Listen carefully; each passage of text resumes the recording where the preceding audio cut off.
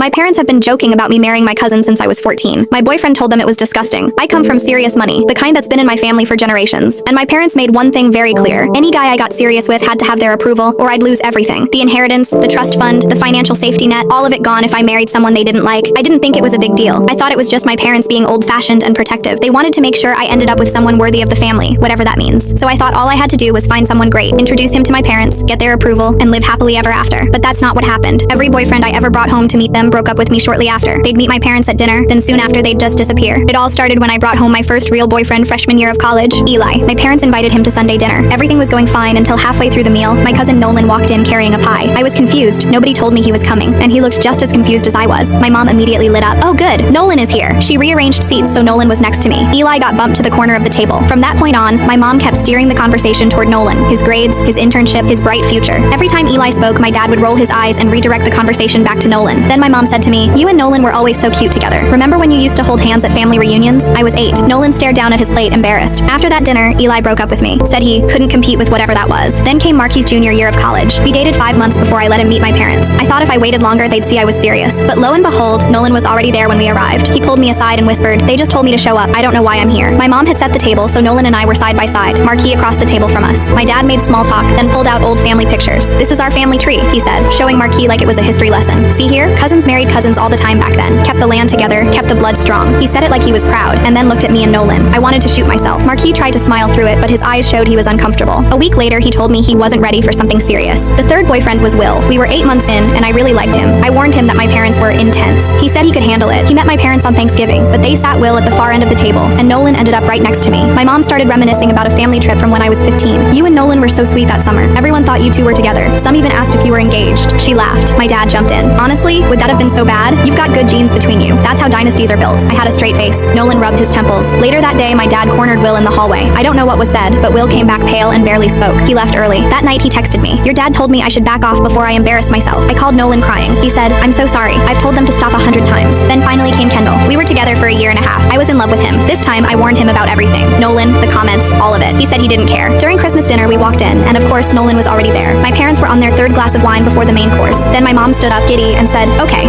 before dessert, we need to see it. You should kiss Nolan." She was looking at me, then at Nolan. My dad started clapping slowly. "Come on, just one kiss. For the family. The ancestors would be proud." Then they were both chanting it. Kiss, kiss, kiss. Like they were freaking 12. I sat frozen. Nolan looked horrified. Kendall stood up. "What is wrong with you people? That's disgusting." My dad's face went cold. "Watch your tone, son. You're a guest here." My mom turned to me. "If you walk out that door with him, you're done. No inheritance, no properties, nothing." I looked at her, then at my dad. Then I grabbed Kendall's hand. "I'd rather be happy than whatever this is." Nolan caught my arm at the door. "I mean, I'd be open to it, if you are." Kendall punched him.